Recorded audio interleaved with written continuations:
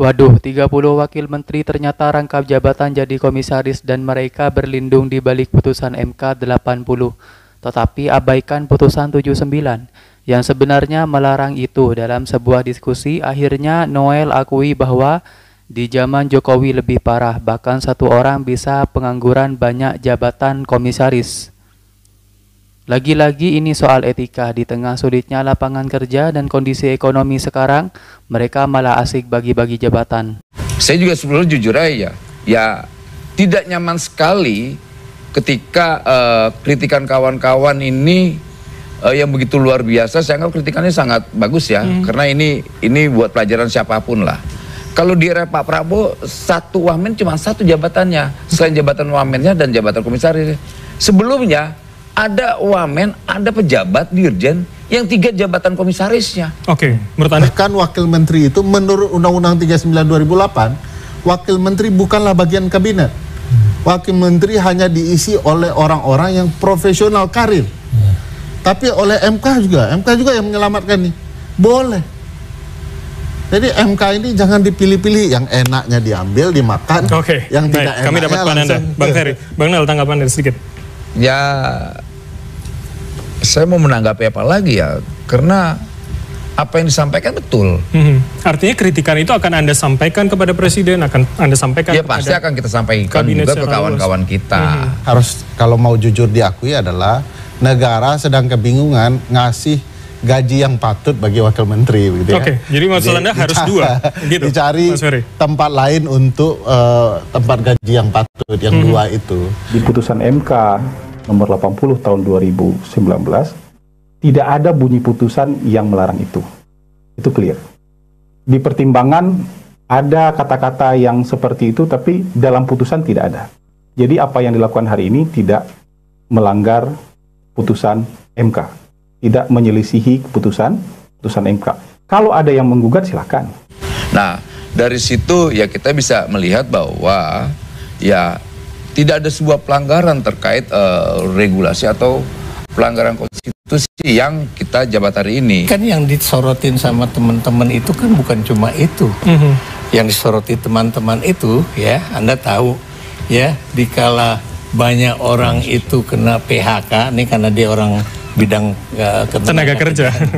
Ketika orang lagi nggak punya duit, kok tiba-tiba ada orang yang dapat duitnya nambah gitu kan. Itu yang dianggap is very unfair for us. Terus kemudian juga Anda tahu lah ya bagaimana kemudian banyak sekali persoalan-persoalan itu yang belum ditangani oleh pemerintah. Bertaburan semua pejabat-pejabat publik kita, terus bahkan itu kemudian relawan yang juga masuk jadi pejabat itu semua jadi komisaris ya, dan itu kelihatannya untuk bancaan ya, komisaris itu. Dan yang membuat orang marah itu adalah di satu sisi ngaku bahwa pertama negara katanya mau efisiensi, tapi mereka ini kan kemudian kalau yang punya rangkap jabatan itu kan berarti mereka mendapatkan gaji double ya, nggak boleh kan sebenarnya itu. Orang mereka beralasan bahwa BUMN kan itu udah dipisahkan dari APBN ya artinya, tapi tetap aja itu adalah uang duit negara, karena namanya juga BUMN, namanya juga Badan Usaha Milik Negara. Terus dan itu pertama. Kemudian orang melihat juga dalam situasi sekarang orang sedang susah payah cari pekerjaan, jutaan orang.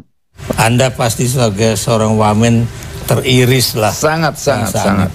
Ya begitu. Jadi saya melihatnya seperti itu. Dan soal kepatutan, soal etis begitu ya, Prof, ya, kalau soal pekerjaan ya, memang kita tahu lah.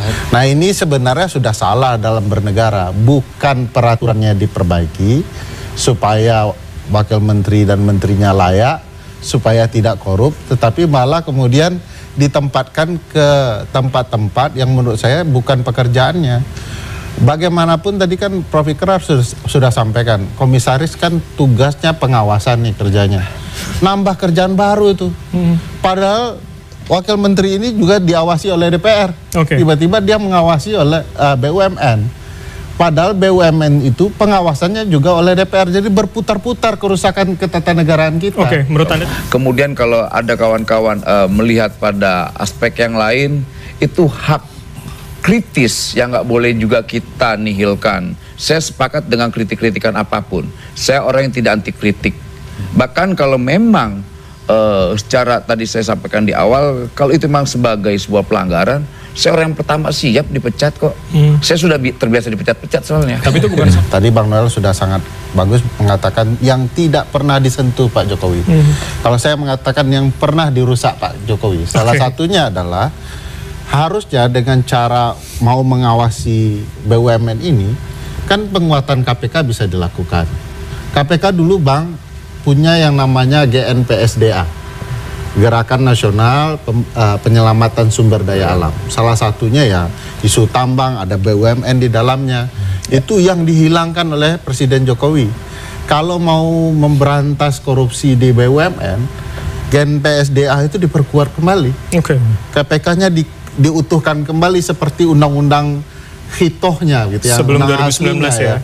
Yang dirusak oleh Pak Presiden Jokowi. Itu akan menghemat banyak hal.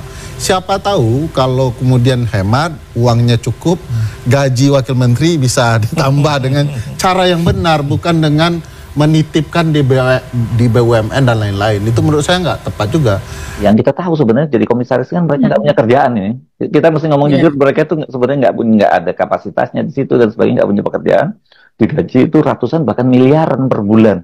Ini gimana orang nggak jadi marah, itu terjadi disparitas. Yang ketiga juga itu menunjukkan bahwa ini Pak Jokowi memang masih sangat kuat karena orang-orangnya ya loyalisnya Pak Jokowi itu semua dapat jatah komisaris gitu. Jadi meskipun kita sering, makanya kita sering kemarin ingatkan ya kita mesti membacanya hati-hati ini. Bahwa misalnya Pak Jokowi walaupun sudah tidak bisa ketemu lagi dengan Pak Prabowo misalnya gitu, tapi dia belum habis juga gitu, karena buktinya orang-orangnya itu masih bisa masuk ke komisaris, dan komisarisnya nggak kaleng-kaleng karena perusahaan-perusahaan migas seperti perusahaan besar. Gitu loh. Model kayak Ferry gini ya harus tetap hadir dalam semrawutnya tata kelola yang hari ini sedang kita perbaiki ya. Pak Prabowo kan semangat untuk memperbaiki bangsa ini luar biasa lah. Dulu Ferry dan kawan-kawan termasuk kita lah, saya, bahwa kita melihat bahwa kekurangan Presiden Jokowi saat itu adalah soal penegakan hukum. Aminuddin Ma'ruf, Faisal Reza, sahabat Juri, ini wamen-wamen yang membuat saya agak terburuk. Karena dulu saya tuh nggak pernah peduli dompet saya ada uang atau nggak peduli. Karena bagi saya dompet ada isi atau nggak ada isi, yang penting ada kartu kredit kan gitu. Nah gara-gara wamen-wamen pada jadi komisaris, kita ngiler juga kan. Jadi mikir ini kira-kira bisa seperti mereka enggak, nasib ini kira-kira gitu. Kira-kira dapil masih aman apa enggak, kira-kira gitu. Wamen-wamen ini luar biasa. 30 wamen jadi komisaris BUMN, anggota DPR ironi, rakyat sulit cari kerja, negara justru beri ruang elit. Anggota Komisi 6 DPR fraksi PDIP, Mufti Anam mengkritik menunjukkan wakil menteri wamen menjadi komisaris BUMN. Pasalnya saat ini masyarakat sedang kesulitan mencari kerja, walaupun Mufti mengakui tidak ada aturan apapun yang dilanggar dari menunjukkan wamen sebagai komisaris BUMN. Mufti menjelaskan saat ini ada jutaan anak muda dan kepala keluarga yang mengantri lowongan kerja. Dia menyayangkan negara yang malah memberi pekerjaan itu kepada para segelintir elit. Mufti pun meminta kepada para wamen yang menjadi komisaris BUMN untuk tetap mengedepankan percepatan meski sedang rangkap jabatan. Lalu Mufti menyebut rakyat berhak melihat apakah kehadiran para pejabat ini benar-benar mampu mengakselerasi transformasi BUMN atau justru menambah beban birokrasi yang sudah lamban. Mufti pun memastikan akan terus mengawasi apakah kehadiran wamen sebagai komisaris BUMN mampu melahirkan terobosan efisiensi dan lompatan kinerja atau hanya jadi ruang elitis berbagai posisi.